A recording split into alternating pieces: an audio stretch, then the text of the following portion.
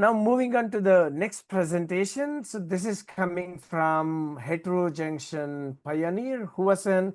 We have Christian Comas, head of business development Europe at Huasun, and Christian is going to talk a different concept or a perspective, the end of LCOE, rethink your PV plant design. Christian, please help us how to rethink. Thank you very much. Let me see if I can share now my screen. Looks like that. I think it's, yeah, yes. Perfect. So the title of my presentation is, a friend of mine called it clickbait. I just want to call it provocative. It is related to the fact that maybe 8-10 years ago, LCOE became the most important number for any system because you had a lot of different topologies, bifacial, not bifacial, different module sizes. And the one number for investors to look at what is the most convenient for allocation was to look at the levelized cost of energy. And ever since, every engineer planning a system has looked at LCOE. This time is over, and I'll explain why it's getting to be over. And I think that everybody will realize what it is. Same as Rui, I'm not going to talk too much about our company. We are the largest manufacturer of heterojunction in the world, located in China. We are based on experts on the industry with many years of experience. And we are also going in the future into perovskite tandem with heterojunction. That's the company information you need to know. So what is the problem that leads to this presentation? The problem is that when 20 years ago we started, any photovoltaic electricity that went into the market, into the generation, was basically such a small amount that it didn't matter. So all of the cost structure were unaffected. But today, in several countries, we're 20-25% of all of the generation of energy. And this is affecting the price of electricity on the market. On the screen, you see California. The nice yellow is the generation from solar hour by hour. And in the next slide, you see what are the prices of electricity. And as you can see, the more solar there is, the lower the price of electricity during the central hours of the day. The reason for this is quite clear. Most of the generation of solar is done with feed-in tariffs, with any other incentive that doesn't care about the time of generation. And solar generates electricity basically during the day. So what happens here is that everybody else is selling at almost zero. And when we are generating almost all of the electricity, everybody's getting the money from the feed-in tariff, some kind of auction tariff, and they don't care if the value of the electricity is very low. This situation will not last forever.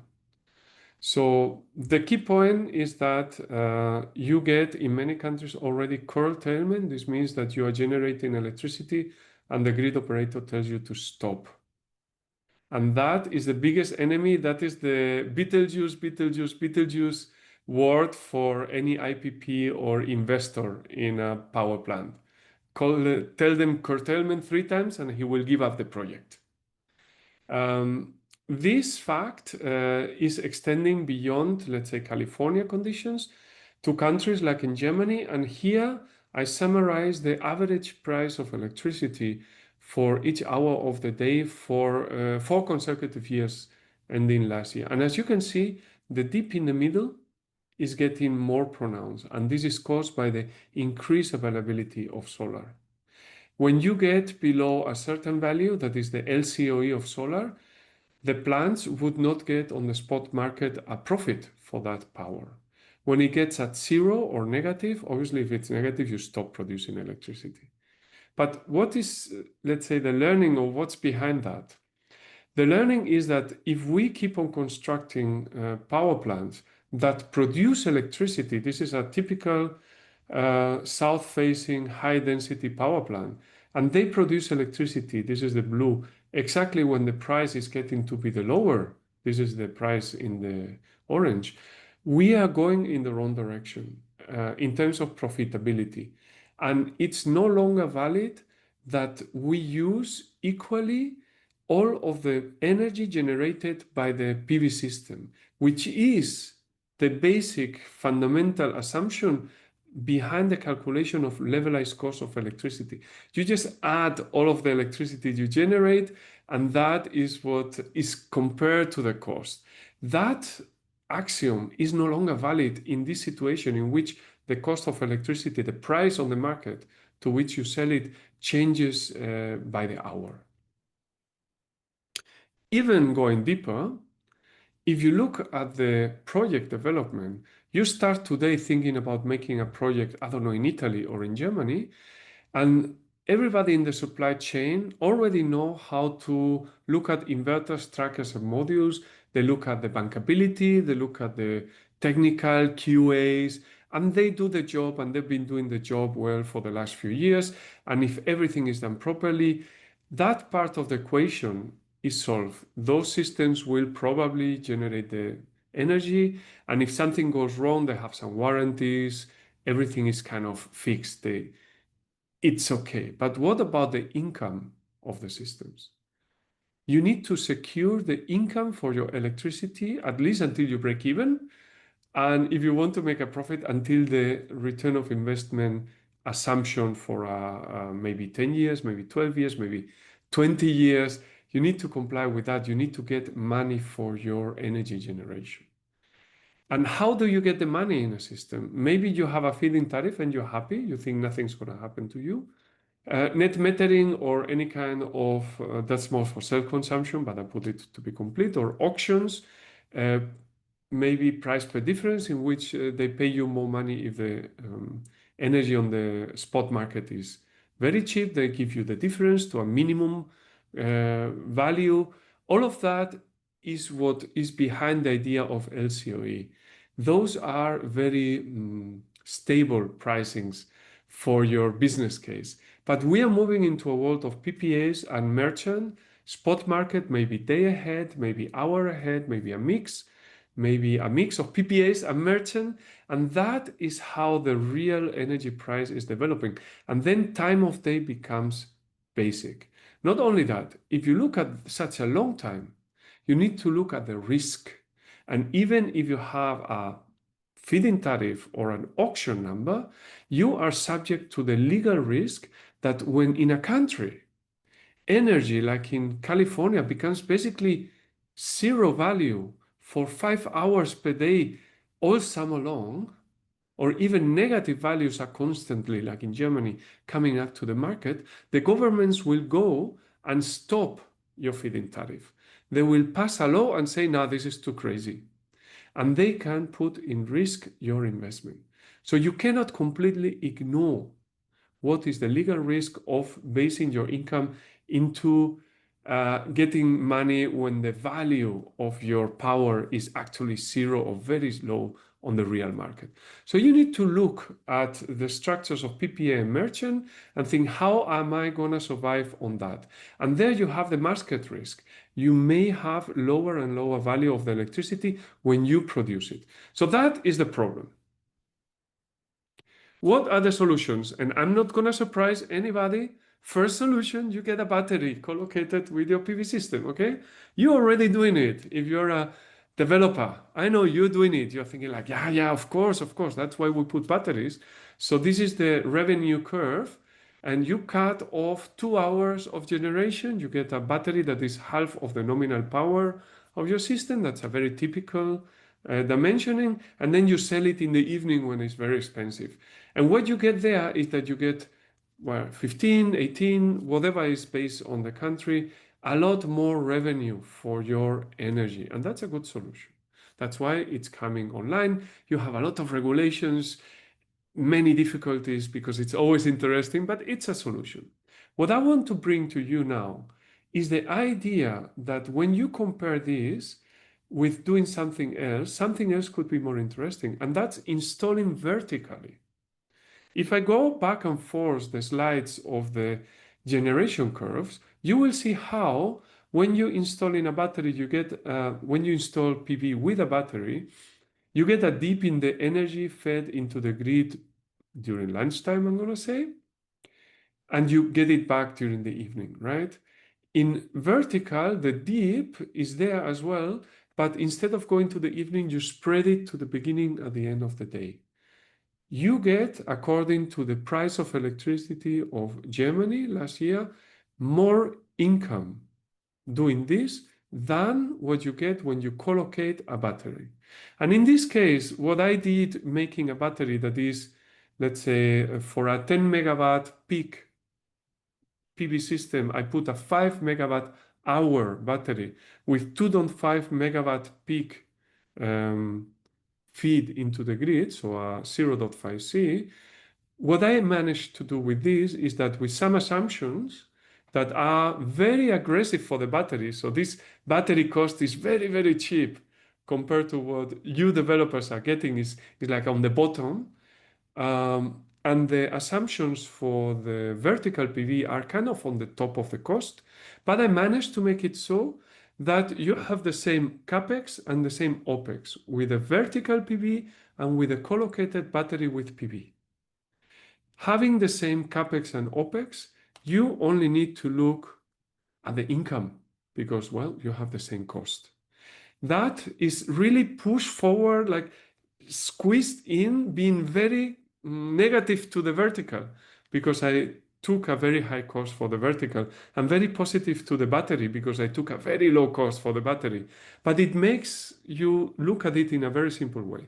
And when you look at that way, you get still more income for vertical compared to your battery system. This means already today, if you're looking at the future, at your income, maybe you should look at vertical PV installation instead of or in addition to thinking about batteries.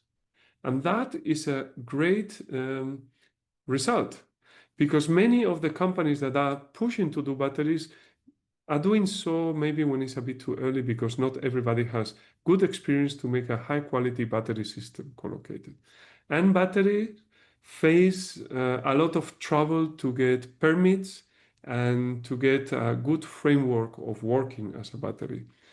This battery, in half of the nominal capacity compared to the PV, gets over 300 cycles of use in this example. So it's very well optimized.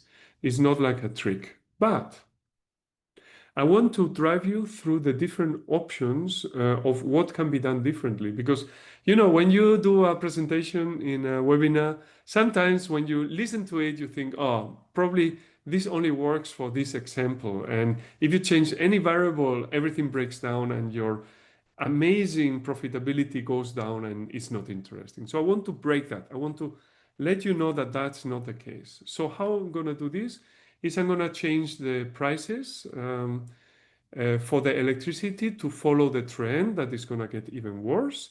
I'm going to change the system prices for batteries and mounting system. I'm going to change the size of the battery compared to the PV. And I'm going to look at different topologies, not only fixed tilt. So what happens? I change the order, so the price will be at the end because I'll take it into account together with the topologies. What happens with the prices? As I said, I'm being very aggressive with the battery price. So I still think there is going to be a reduction compared to the prices I showed to you. I take into account about 20% reduction of the battery cost in the future, but I take into account a very realistic reduction in the mounting system cost for vertical and in the price gap of the module cost compared to a normal module. If we put that in the cocktail calculation, we get that in the future, we expect the gap of income from vertical compared to collocated battery to be even more in favor of vertical because we are at the very beginning of the system optimization for vertical, and in batteries we are much farther down the road. There is a huge oversupply of batteries. Most battery suppliers are selling on loss, and this is, let's say, a stop into what can even go farther down. What happens if I don't put a half kilowatt hour battery compared to the PV? This means instead of making 5 megawatt PV, instead of making 10 megawatt PV, 5 megawatt hour battery, I make 10 megawatt PV, 10 megawatt hour battery. What happens then is you use the battery a bit less efficiently. You get less than 300 cycles, full cycles per year. And you get more money out of your system compared to the vertical. So that's the end of the presentation. You implement 100% co-located, forget about vertical? No. Because for getting 100% BSS versus PV, you need to invest more. Obviously, your battery is twice as big. So now to get 7% more income, you invest 12% more money. And that is obviously not more profitable. So the point here is making a different size of the battery is not going to make it different. Actually, the vertical will give you more profitability in all sizes of the battery. What happens if I install a battery as well with the vertical? Well, the good news is that with this optimized size of half of the PV system, you still have in vertical enough electricity made during the central parts of the day to feed the battery, and still you get a better profit comparing the same cost of 100% BESS against PV and 50% BESS compared PV and vertical. So in all these scenarios, still you come out on top if you go vertical, because the fundamental point is that all of the electricity that you are fighting in the market is made during the central hours of the day, and with your vertical system, you are actually not in that fight. You are getting money from the beginning, especially the end of the day. So now what's going to happen at the end when we keep on installing PV, and it is not California 2024, is 2030, is Germany 2035. And just imagine that the value of electricity becomes almost zero during all of the central hours of the day. How is it going to work out? I compare here now a tracking system and vertical. And in that case, in which you don't get any money for your energy during the midday hours, you get almost the same electricity for tracker compared to vertical, but you get still more money for the vertical because it's more extremely set to the beginning and end of the day. And that is huge. This means that if you're looking into the really long term and you see the risk that your energy will not be valuable during those hours of generation, you can make a complex OpEx intensive, CapEx intensive tracker system, or you go with a more simple vertical system, and you still get with the vertical more income. And that is a paradigm change. If you're looking into the future, look at that possibility, because you need to plan for 20 years, not just 2 or 3. Compared to a fixed tilt as well in that configuration, again, the same result. So I covered every single possibility that I could think of, and in all of them, we come out on top when you produce the electricity really outside of the hours where it is no longer valuable. You need to think about those value of electricity when it goes to zero, because even if you collocate a battery, you don't have the certainty that you will not have competitors with standalone batteries killing the business of the collocated batteries. This is a real danger that I think every developer looks at. So why I'm telling that? Do I sell you mounting systems? No. The key point is that in order to make these business cases work, you need a huge value for bifaciality, and we have 95% bifaciality at module level. Not only that, we are the only ones releasing a module that is specially designed for vertical installation, which means we have UV protection on the rear side. We have special junction boxes located in different places and with a different material. We have anti-reflection glass on the rear side as well. And we have the experience together with Next2Sun, our partner in Europe, of those systems working well for years in the real application. And that is something that gives you the peace of mind that you have a really mature product and not just something done. If you don't have this very high bifaciality, your yield goes down a lot. We simulated TopCon with 80% bifaciality compared to our product, and we get between 8 and 10% more yield for our product. Not only that, that's the simulation, When we actually implemented those systems, the difference of yield was 15, 17, 20% more for our panel. We think that this is because the normal panels, the bifaciality of 80% is calculated in a very, very nice situation in which the solar simulator, the sun, is giving you the irradiance straight on the module. So the frame is not reducing a lot the performance. But the reality is the sun is almost never directly facing the modules on the rear side, is at an angle, and the shade of the frame will cause not just a bit of hot cells, this is not really very dangerous, but it will reduce massively the performance. And that's where we see that the simulations for vertical, if you take a normal panel, are way too optimistic. I'm Christian, finished. you have 2 minutes. Okay. Okay. What we have here is we have panels both in horizontal installation and vertical installation with 95% bifaciality and really experience on the market, and come to us.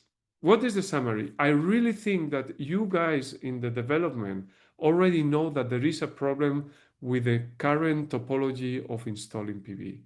Vertical is a good solution to give you less risk on the future, already pays back faster than batteries, much faster than doing nothing. We're talking 20% more income. And we have the mature products to deliver to your projects in these cases. We have the partners like Next2Sun with experience on installing, and we welcome you to learn about it and implement this segment in the future. Thank you very much. Thanks, Christian. I think this is really very nice presentation and a different perspective. So, you have used all of your time, but I still want to ask you one more question. So how is the land utilization and the cost of the vertical mounting system, just to give some idea very quickly, please? So we calculate the land utilization to be, in the best case, same as trackers, because we use the same distance and we use the same height of the module. So about 33% GCRs. But the one thing I never mentioned is that this application is usually consolidated together with dual use of land for agriculture. In that case, you typically want to separate the rows more, and then you get a GCR of maybe 22 to 25%. That's the common value. In my assumptions, I took that, so the land use would be 3 times more expensive in OpEx compared to fixed tilt high density, but that's built in the calculation. So that's not like ignored. Okay, great. Thanks. And can you also quickly comment on the mounting structure cost for the sorry vertical? about that. Yes, sorry. Like a politician, I didn't answer one. This depends on the mounting system partner. I cannot quote you any value. Right now, we have a value that is maybe twice as expensive as a fixed tilt if you buy it quite cheap. But in the coming 1, 2, 3 years, it should get very comparable to fixed tilt as soon as we get optimizations done. Great. Okay.